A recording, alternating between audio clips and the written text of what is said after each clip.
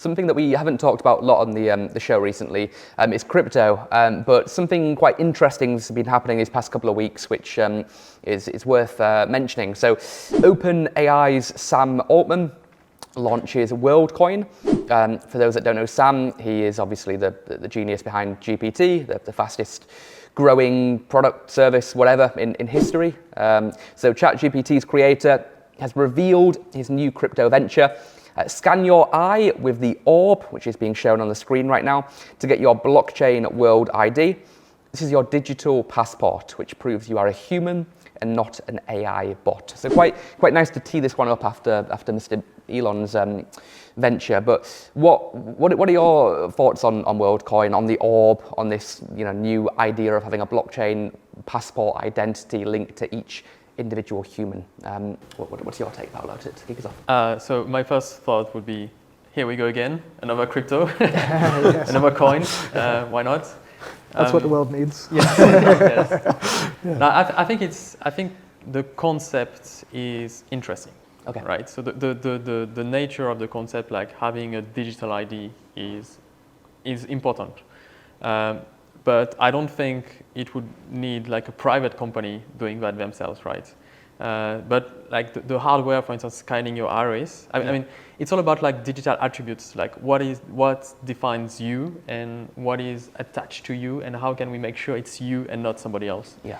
And so that's why like scanning an iris, or like we got the passport with the fingerprints. There are so many ways of like how to already do that. Yeah. Put it back in the blockchain, why not? I mean, a government is using passport and it's not on blockchain, it's working well, right? I mean, there are the philosophical thing where decentralized is better than centralized in terms of like governance and etc.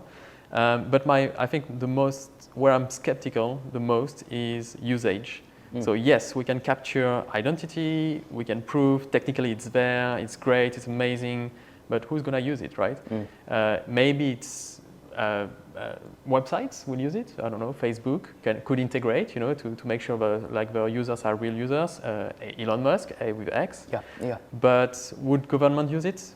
I don't think so, unless it's there is like a RFP. There is plenty of things to do before government can use it. So it's not about the takeoff and the usage, like who's going to use what is on the actual blockchain rather than the tech itself. That's a really good point, because social media companies, I can very well see like something like X having your verified tick, and then having like a Worldcoin tick or something perhaps in the future, or some version of that to prove you're a human, because it's not going to take long until there's more bots online than humans, if not already. So how it's an important question of identity, right? How do we determine those people?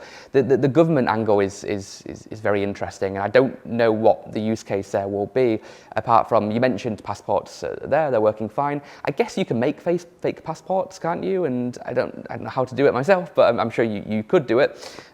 Whereas with this, unless you had like an identical eye, or you took somebody else's eyeball or something, then it'll be hard to do. Yeah, I mean, it worries me the aspect, there's a private company owning something so delicate and sensitive as like information from everyone in the world, right? And then there's this, I mean, all these big problems that needs to be solved, basically back again to this theme of the technology goes very fast, and then you need to solve things around it from the legislative or law perspectives, or all these different kind of domains. Like how do you deal with the fact that, privacy issues if you're being exposed, your identity is being exposed to different actors that you know how they're going to be using this, or the fact that you are protected as a citizen of a country by certain laws, but then if this is completely outside of every country, of most countries, because it's like a private company that probably, follows the rules of one country, or in a way, this information could be used in crazy ways. Like, I don't know. Yeah. It's like always, you never know. So I guess, again, it's these multilateral agreements between countries to be able to deal with these kind of problems. I don't know. It's kind of complicated. If you look at the structure of Worldcoin and the foundation, it's very shady. It's in the Cayman Island. Oh, really? That doesn't give you and then the Worldcoin token is not access to in every country, so you need to access the VPN to get to Puerto. I don't know. Yeah, this is very shady. The structure in itself.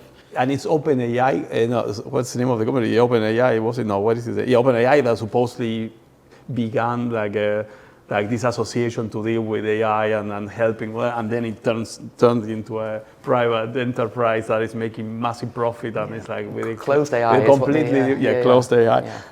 So it's like it doesn't give you a lot of trust around. Yeah. What's your take? I'm going to play the skeptic here. I think it's to put it politely, a fascinating idea. For me, it's a question of identity. I mean, is the central problem here that we want to prove people are human? Because to go and take data that's very hard to replace. I don't think eye transplants are very much mainstream yet. So what happens if that data is leaked? You have lost the ability to control your identity, your chain of trust forever. So, putting the thoughts of those aside, what's wrong with captures? Why can't we just keep on using those? Those seem to work well enough. So cool orb and everything else like that. But I see this as being a little on the gimmicky side. And it's one of those things which is a sort of, to me, it's an over-engineered solution. There are other ways to prove that kind of trust. I think it hits upon the right topic, though, which is trust in a deepfake world is something that's going to become pretty elusive. We can't just take things at face value anymore. So I kind of appreciate the direction it's going in. If you each had to predict, like, succeed or fail, like we did with the Sphere, do you feel like in a decade from now,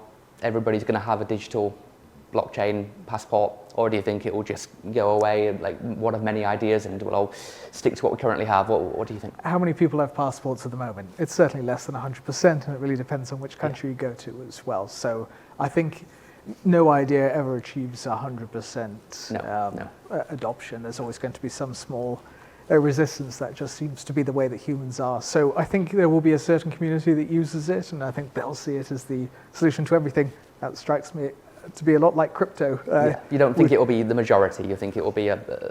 I would still play the skeptic there, I think. Okay, what do you think, Matt? Yeah, I think the same. I think, to be honest, I think they will find so many restrictions and people going against this from,